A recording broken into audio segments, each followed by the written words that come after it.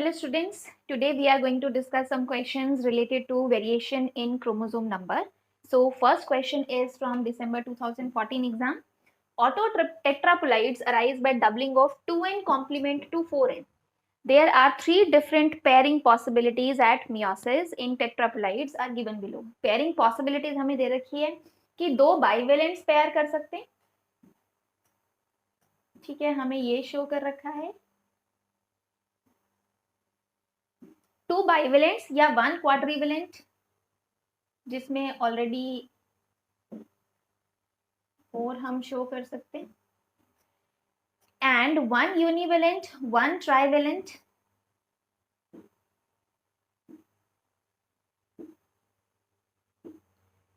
Which of the above pairings can lead to production of diploid gamete? आगे हमें production जो करना है वो डिप्लॉइड, क्योंकि अगर वो ऑटो टेट्रापोलाइड है ऑब्वियसली अगर वो ऑलरेडी 4n है तो जो गेमीट बनेगा वो 2n बनेगा, हाफ हो जाता है, फर्स्ट मियोसिस रिडक्शनल होगा। तो हमारे पास अगर पेयरिंग इस तरह से है कि ऑलरेडी हमारे पास दो बाइवेलेंट्स हैं तो आपके पास 4 हैं, 4 में से आपके पास दो गेमीट्स 2n बन जाएगा, 2n वहां बन जाएगा।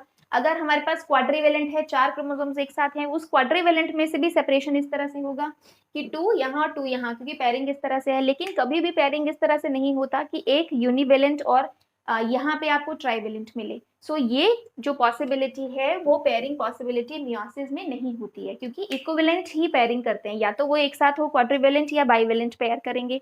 सो डिप्लॉइड गेमीट बनाने के लिए आगे हमें जो पेयरिंग है बेस्ट वो है 2 बाइवेलेंट्स की, या फिर हम कहेंगे 1 क्वाड्रीवेलेंट। कभी भी 1 यूनिवेलेंट और 1 ट्राइवेलेंट जो है वो पेयरिंग नहीं करेगा।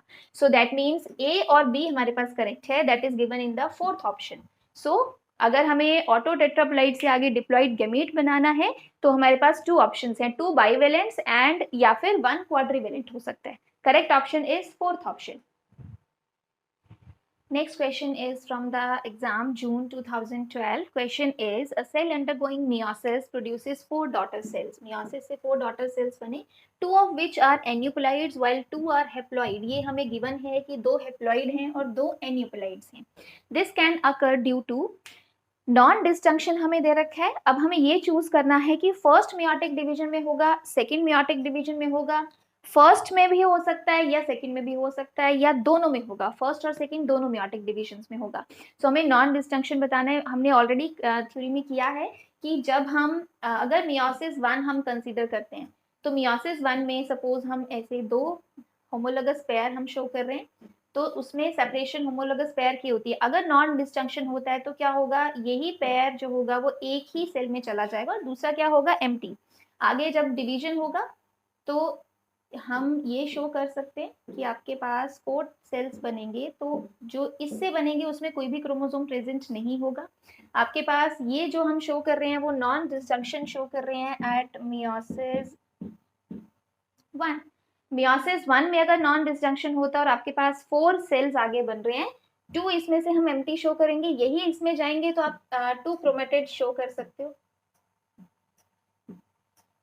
ठीक है, ये रिजल्ट आपके पास आता है। लेकिन अगर नॉन डिस्जंक्शन मियोसिस 2 में होता है तो सपोज हमारे पास ये 2 क्रोमोसोम है तो मियोसिस 1 इसका मतलब नॉर्मल हुआ, मियोसिस 1 अगर नॉर्मल हुआ तो एक एक क्रोमोसोम जो है वो एक एक सेल में जाएगा। अब मियोसिस 2 होना है, मियोसिस 2 में आपके पास अगर नॉर्मल मियोसिस होता है, नॉर्मल मियोसिस अगर होता है तो इसके 2 क्रोमेटेड सेपरेट होते हैं, तो एक क्रोमेटेड यहाँ और एक क्रोमेटेड यहाँ, तो आपके पास अब क्योंकि ये एन बन जाएगा, ठीक है, यहाँ पे वो n बन चुका है, यहाँ 2n था, 2n से n, लेकिन यहाँ फिर से n, तो यही इसके ही 2 क्रोमेटेड्स हम कहेंगे यहाँ सेपरेट होके आपके पास 2 सेल्स में आ गए, तो इनको हम हेप्लॉइड्स कह देंगे, ये 2 हेप्लॉइड्स हैं।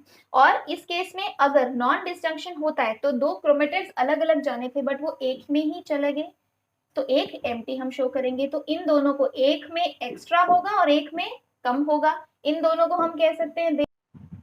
सो इस केस में हमारे पास मियोसिस 2 में हमारे पास क्या बनेंगे, 2 एन्यूप्लॉइड्स एंड 2 हेप्लॉइड्स। दैट मीन्स मियोसिस 1 में आपके पास एन्यूप्लॉइड्स और हेप्लॉइड्स नहीं बनते हैं। हम जो ये एन्यूप्लॉइड्स और हेप्लॉइड्स कह सकते हैं वो सिर्फ मियोसिस 2 में कह सकते हैं। मियोसिस 2 में सिर्फ ऐसा होता है तो इसलिए हम ये वाला ऑप्शन चूज करेंगे जिसमें दिया है non disjunction during second meiotic division only, दोनों में ऐसा नहीं होता है, ना ही किसी एक में ऐसा होगा। Next question is from November 2020 exam, shift 2. Question is a species of plant, species 1 is diploid, chromosome number, chromosome हमें दे रखे हैं A, B and C और number है 2n equals to 6, and a related species, species 2 वो भी diploid है, that is 2n equals to 4 और chromosome हमें दे रखे हैं P, P, Q, Q. Following statements are made by students regarding chromosome numbers involving these plant species. हमें दिया है first, auto triploid of species 1 will have 12 chromosomes. Then auto tetraploid involving species 1 and 2 will have 16 chromosomes. C, a monosomy in species 1 will generate 5 chromosomes. And D, a double trisomy in species 1 will generate 8 chromosomes. E, a nullisomy in species 2 will generate 2 chromosomes. So हमें correct combination choose करना है, कौन सी statements जो हैं वो correct हैं। सबसे पहले हम देखेंगे auto triploid of species 1 will have 12 chromosomes. So अगर हम स्पीशीज 1 लें तो स्पीशीज 1 में आपको 2n इक्वल्स टू 6 गिवन है। अगर हम यहाँ n की वैल्यू निकालें तो आपके पास कितनी आ जाएगी 3। अब हमें ऑटो ट्रिप्लॉइड दिया है, ठीक है, इसका मतलब हमें 3 टाइम्स, ऑटो ट्रिप्लॉइड का मतलब क्या होता है, पूरा जीनोम इसका कॉम्प्लीमेंट 3 टाइम्स हम मल्टीप्लाई करेंगे, मीन्स हमें ऑटो ट्रिप्लॉइड हम कैसे रिप्रेजेंट करेंगे 3n। 3n का मतलब है 3 इंटू 3, इसका मतलब 9। तो जो ऑटो ट्रिप्लॉइड होगा स्पीशीज 1 का उसमें 12 क्रोमोसोम्स नहीं है, उसमें कितने क्रोमोसोम्स हमें मिलेंगे 9। दैट मीन्स जो स्टेटमेंट ए है that is incorrect. Then allotetraploid involving species 1 and 2 will have 16 chromosomes. अगर हमें एलोटेट्राप्लाइड बनाना है तो दो स्पीशीज का बनेगा। अगर स्पीशीज 1 हम देखें तो आपको हमने पहले कैलकुलेट कर लिया कि n की वैल्यू कितनी है 3। अगर स्पीशीज 2 लें तो आपके पास 2n इक्वल्स टू 4। स्पीशीज 2 जो है that is 2n equals to 4, that means n की वैल्यू कितनी है 2।